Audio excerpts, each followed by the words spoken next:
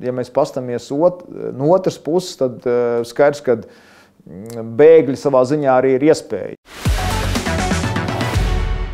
Sekoties karam Ukrainā, savas mājas nācās pamest tūkstošiem ukraiņu bēgļu. Daļa no viņiem nonāca arī Latvijā. Daudz dzīvo te vēl šobrīd, bet daļa jau tagad ir devusies atpakaļ. Taču, ja Krievija karā gūs militārus panākumus, nav izslēgts jauns bēgļu vilnis, kas var sasniegt arī mūsu. Lielais jautājums, ko Latvijai nozīmē Ukrainas bēgļu integrācija? Kā domā tu? Raksti komentārā. Protams, kad šī situācija ir smaga un ciniska no tā viedokļa, ka ir karš un cilvēki iet bojā, bet, ja mēs pastamies no otras puses, tad skaidrs, ka bēgļi savā ziņā arī ir iespēja, jo mēs zinām visi dzimstības rādītājs gan Eiropā, gan Latvijā, un ja mēs tā pastamies, tad Ukraina ir tomēr mentāli vai ģeogrāfiski relatīvi tuva tauta, katrā gadījumā daudz tuvāk nekā tautas Āfrikas kontinentā vai Āzijā.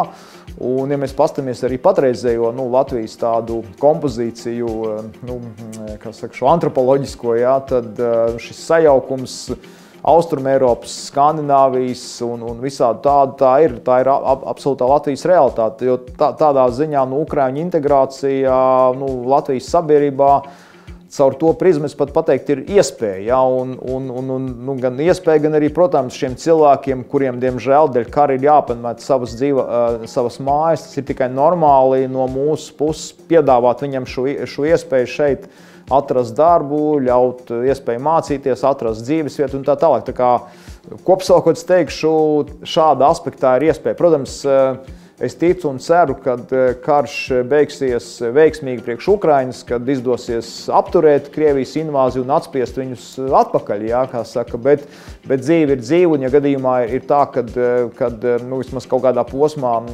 daļa no Ukrainas teritorijas ir pagaidām nonāk Krievijas, pusē, tad mums šī ir iespēja šos cilvēkus šeit uzņemt un ļaut viņiem šeit integrēties. Tie Ukraiņi, kas grib integrēties, mēs redzam arī daudzās kafejnīcās vai kaut kur sanāk iedarboties. Daudz no viņiem arī ir iemācījušies latviešu valodu, vismaz tādās saziņas līmenī. Tas ir jautājums atkarīgs tikai no cilvēka. Jo vislabākā integrācija notiek, kad cilvēks vai studē, vai mācās, vai strādā. Tad viņš nonāk kaut kādā kolektīvā. Un tad ir jautājums, mums kā valstī ir jāpadod šī roka, jāiedod viņam kaut kādas kursu iespējas, mācīšanās iespējas un tā tālāk.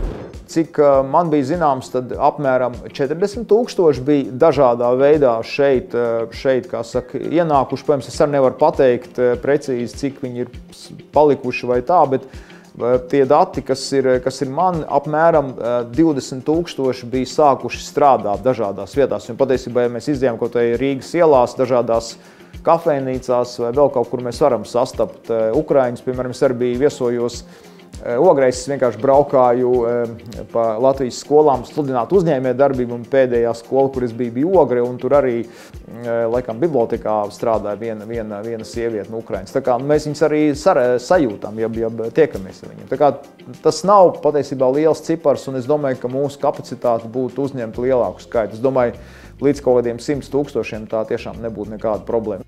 Iesaisties, izsaki viedokli un uzdod savu jautājumu. Arī tavs jautājums var būt lielais jautājums.